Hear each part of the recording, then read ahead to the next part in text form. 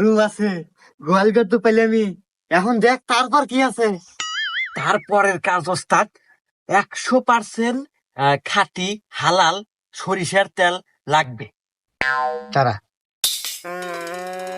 এই যে খাঁটি সরিষার তেল নিয়ে আসি। হ্যাঁ, তারপর তারপর তারপর হচ্ছে এটা পরিপূর্ণভাবে সারা শরীরে ভালোভাবে মালিশ করতে হবে। আচ্ছা, মালিশ করবানে। তারপর তারপর তারপর হচ্ছে খুবই সতর্কতার সহিত সেই গোয়ালে প্রবেশ করতে হবে।